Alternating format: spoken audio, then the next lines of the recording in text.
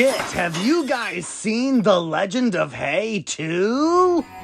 Because it's not as good as the first one, unfortunately. Sorry. Now do not misunderstand. It's not a travesty, no character writing is undone, no plot points are nonsense, no themes are terribly handled. But compared to the absolute tour de force that is the first movie, the sequel doesn't reach the same narrative heights. It does, however, adhere to the catastrophic consequences of the first film, and even expands on the themes introduced in the original outing. But the storytelling isn't as tight, it's very meandering in places, which leads to some pacing issues. It sidelines the development of Hay and neglect Wu Zhan altogether. Not to mention, the villain isn't as strong. These setbacks ultimately keep this sequel from getting the same glaze the first movie got from me. And that's not to say there's nothing worth glazing in this movie. Trust me, there is. But the overall package isn't as satisfying. It's good, just not great. So get ready to blast some ass, cause we're about to dive in. Oh, and by the way, spoilers. Lots of them. So, prepare your ass.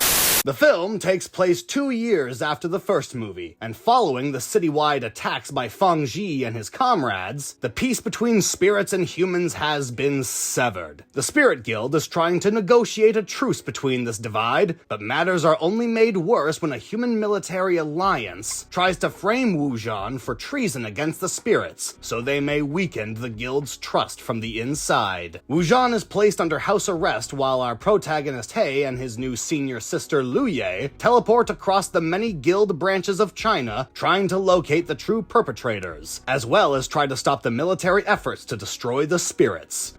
That's a basic synopsis, and we'll get to the juicy bits soon enough, but let's work our way from the top. First and foremost, the animation. Holy jingle bells on a one-horse open sleigh. How did they do it? The first film is an incredibly impressive feat of digital and hand-drawn animation, boasting some of the most incredible animated combat set pieces to ever grace the screen. And the second film makes all of that look like a warm-up. I am in awe of this majesty. The creativity used in the sweeping camera moves, seamlessly transitioning into POV shots, all while remaining cohesive, is a dash of brilliance. The speed, flow, and weight of each strike is a sight to behold. And in a movie filled with OP characters, it somehow manages to keep the stakes and tension high because there's actually a lot of death in this movie. This is a war, after all, and while the film is jovial, bright, uplifting, and colorful, it doesn't shy away from killing off spirits and humans en masse. But there's just as equal an effort to prevent the cataclysmic loss of life. One of the best examples, and my absolute favorite scene from the movie, is the airplane set piece. Not only showcasing captivating spectacle, but also showing the resourcefulness, quick thinking,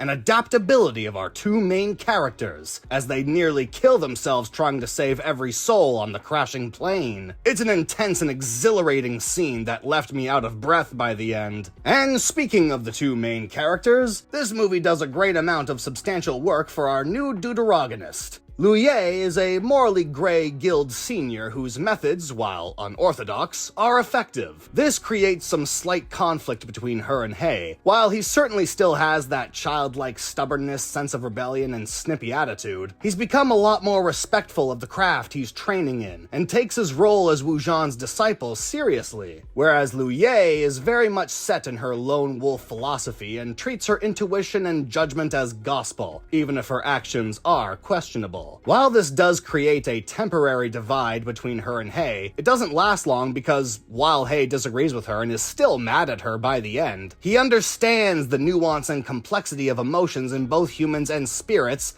as learned from the last movie. He knows the difference between good and bad, but also knows it's not that simple when it comes to individuals and their actions. Hay has become much smarter and stronger in both skill and emotional maturity in this new venture after being under the wing of Wu Zhan, and you can see the difference between both films. He still has a long way to go, of course, but he's already incredibly well off in his very young age. But if I'm being honest, as well written as Hay is in this movie, the story is less about him and more about Liu Ye. She's the one who has the most meat on her character writing in this film. Hei is still very strong in his conviction and morals, but narratively, he serves more as a supporting role to Liu Ye's story. We spend most of the movie alluding to her tragic past when her old master was killed and she was taken in by Wu Zhan. And by the end of the film, we get a very detailed, fleshed out, engaging, dialogueless backstory of Liu Ye showing her training arc and how she climbed the ranks of the guild. The scene itself is absolutely beautiful, and the music accompanying it is probably my favorite piece from this score. It's a very well done character story, and it's topped off with a very sweet visual where Liu Ye sees herself in the young Hei, which is very poignant considering both her and Hei started out hating Wu Zhan and slowly warmed up to him through years of training, and now they're both his most powerful disciples. Nothing to complain about here, really. Her portion of the story is pretty solid, and she's a nice addition to the roster. I just wish that Hei was also given a substantial arc in this film as well. Alright, time to get into my big problems with this movie. Don't worry, they're not story or character-breaking flaws, but narrative nuisances nonetheless.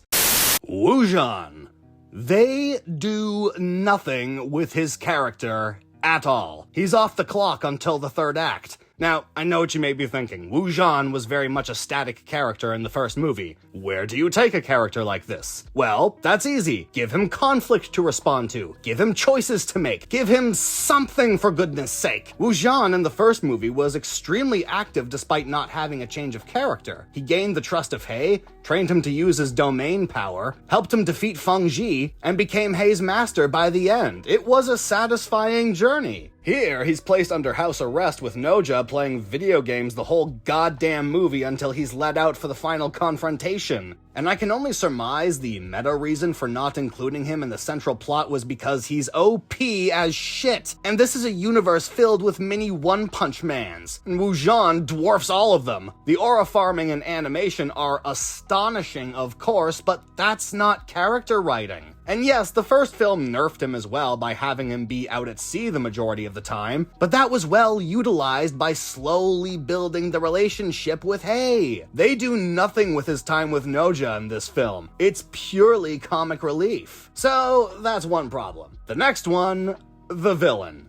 This guy is a Disney twist villain, a Scooby-Doo culprit, severely lacking in the sauce department. Remember Feng Ji? How he started out thinking he was the good guy, but the film slowly revealed his methods were actually incredibly cruel and self-fulfilling? And remember thinking Wu Zhan was the antagonist at first, but then having him slowly revealed to be civil and accommodating? Yeah, no, nothing cleverly subversive or deconstructive or properly built up, just a simple old nice man who suddenly turns out to be evil old man. Ooh. Granted, there's nothing offensive about this reveal, nothing inconsistent or contradictory, but nothing interesting either. As a character, he's extremely weak, but as a vehicle for the film's themes, he actually functions perfectly fine. The film is consistent with the themes of the first movie and expands on them quite well here. In the original, it's explained to Hei that while humans are definitely capable of being cruel and unjust, spirits are just as capable of that. But there was a peace between the two factions that the Spirit Guild was trying hard to preserve. Here,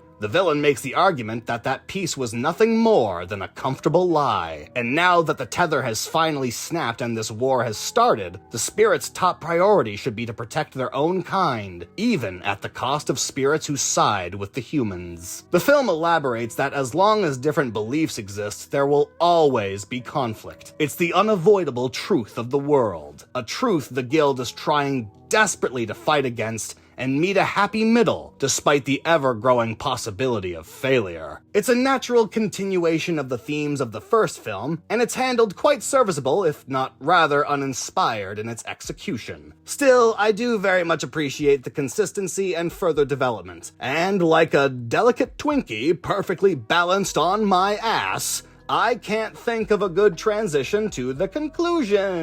Legend of Hay 2 is a valiant effort, but unfortunately falls short of reaching the same caliber of storytelling as its predecessor. It definitely boasts impressive visuals and stunning combat choreography, and it has some fantastic character work with Liu Ye, but nothing quite as complex on a writing level as the original. I know it may sound like I'm needlessly dragging a film that literally everyone is hyping up to high hell, but you gotta remember, I'm a fucking asshole buzzkill who has accumulated crazy high standards for media, so fucking cry about it. And I feel the need to reiterate, I'm not saying this is a terrible movie. Quite the contrary, it's just not as strong. It does a lot of things right, but it has an unfortunate amount of setbacks keeping it from true greatness. I still enjoyed it. I still got hype when things were hype. I still got emotional when things got emotional, but I can't say in confidence it's better or just as good. Overall, Legend of Hay 2 is probably a high 6, low 7 out of 10, and should there be a Legend of Hay 3, I certainly hope it surpasses both films.